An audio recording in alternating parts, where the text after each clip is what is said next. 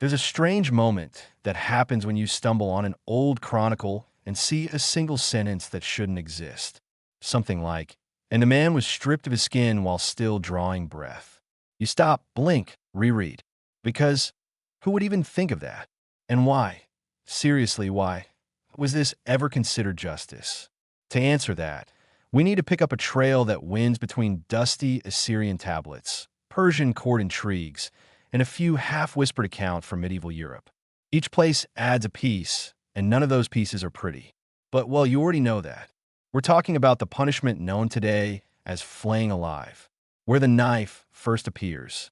The earliest records take us back to the Neo-Assyrian Empire, roughly 900 to 600 BC, a world of iron blades, walled cities, and kings who thought mercy was optional. Assyrian kings weren't shy about documenting cruelty. They carved it into palace walls like some macabre zoom. One inscription from Shurna too casually states that rebels had their skins hung on the walls of the city. Another mentions flaying the leaders of a captured town and stretching their skins across the gates. It's the way they say it that bothers you. No ruating, no emotion el flerist. Just administration, like it's a line item on a bureaucratic checklist. That's the first sign that flaying wasn't improvisation. It was policy. Why flaying, though? You'd think quicker methods existed, and they did. Hanging, impalement, beheading. Cheaper, cleaner, faster. So why peel a human being like an animal hide? The answer, judging by ancient sources, lies halfway between symbolism and terror. Skin meant identity. Status. The physical border between person and world. Removing it was like erasing someone while keeping the outline. And rulers, particularly Assyrian rulers, loved messages you could see from one end of a city to the other. But that's only the broad view. To understand the method, we need something closer, something slower, how the process actually worked. Most accounts avoid details. Ancient scribes weren't surgeons, and who could blame them for not wanting to write a step-by-step? But a handful of medical historians and a couple of chilling medieval descriptions help fill in the blanks. The victim was usually tied upright, sometimes to a stake, sometimes to a wooden frame, arms above the head to stretch the torso, a position that exposes everything and leaves you helpless when the first cut lands. Knives were small, razor-like, designed as much for control as sharpness. And the executioner, well, he wasn't improvising either. He knew exactly where to cut first. Most accounts imply they began at the limbs. Less blood flow there. Less chance of a sudden arterial gush that would ruin the king's show. Cutting near the torso, too early? That risks death in minutes. And they didn't want minutes. They wanted hours. The skin didn't come off in one neat sheet, no matter what old woodcuts suggest. It came off in strips, tugged and lifted. And the victim, remained conscious far longer than you'd expect. Maybe too long. There's a reason modern medicine uses skin grafts the way it does. Human skin is full of nerves, and losing it is agony beyond most injuries. And here's the part ancient writers never needed to say. Air hurts. Every breeze, every shift, every grain of dust. The exposed flesh reacts to everything. And inflammation sets in immediately, like fire sweeping across raw meat. A lot of men lost consciousness early. Some woke again. Some didn't. The famous case everyone pretends not to know. If there's one story that captures how twisted this punishment could get, it's the tale of the Persian general Bessus in 329 BC. Bessus, satrap of Bactria, had betrayed King Darius III during Alexander the Great's pursuit. And betrayal, particularly that kind, wasn't something the Macedonians let slide. Arrian writes, somewhat casually, that Bessus had his nose and ears cut off first. That was standard Persian humiliation. But the flaying came later, after Alexander had paraded him across the region he once ruled. The method? Arrian only gives a line. Quintus Curtius adds a few words. The rest we infer from the Persians themselves, who reserved flaying for treason. And treason, to them, meant a public unmaking. Sources suggest Bessus was tied to a stake, stretched until his feet barely touched the ground. Executioners peeled off the skin from his face and upper body, slowly, while the soldiers who'd once served under him watched. The skin, according to Curtius, was then nailed to a wooden beam. Symbolism again. A governor's coat of authority becoming a literal hide. Was every detail accurate? Hard to say. Ancient historians weren't exactly neutral record keepers. But the cross-confirmation, the cultural logic, and the sheer consistency of Persian punishments make it painfully plausible.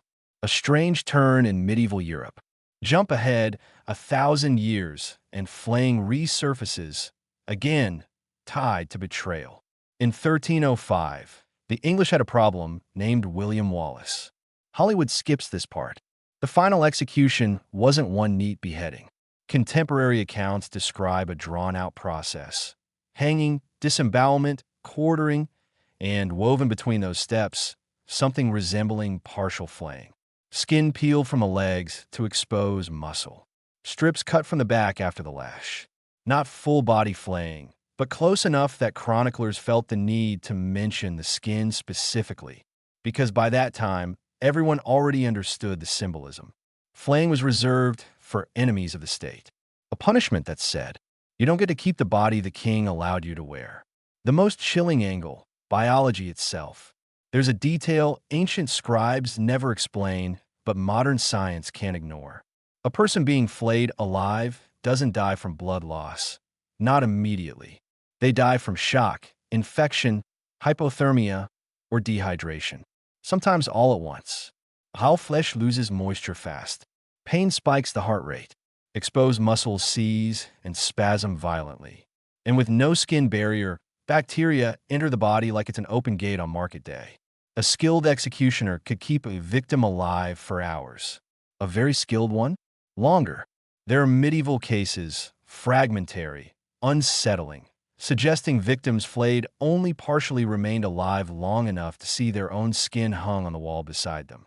Imagine that for a moment. Not the pain, the recognition. That's the psychological cruelty at the core of all these stories. Did all these accounts really happen? Well, maybe. You know how ancient storytelling works. One king tortures a rebel. A scribe writes it down. A later historian adds color. A medieval chronicler doubles the drama. But here's the catch. We have too many independent references to flaying for it to be myth.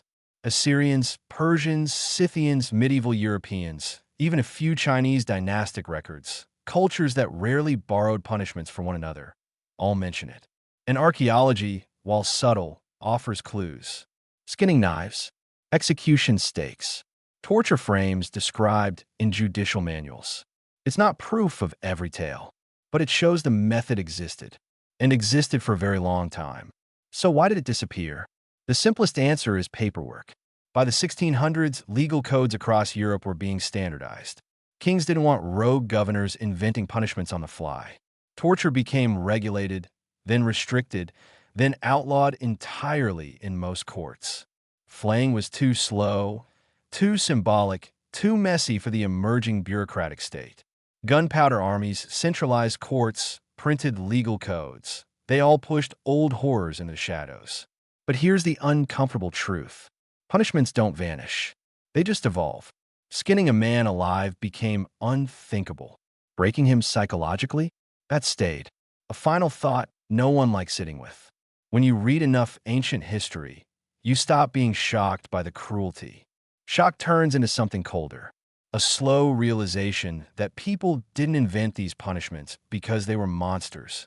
They invented them because they understood fear, understood displays of power, understood how to make an example last longer than a body. Flaying was the purest form of that idea. Take the thing that defines a person, their skin, and strip it away piece by piece, letting everyone watch who might dare follow in their footsteps. And it leaves you wondering, if a ruler in the ancient world had the power to do that without hesitation, what would someone with absolute power today be capable of, given the right excuse?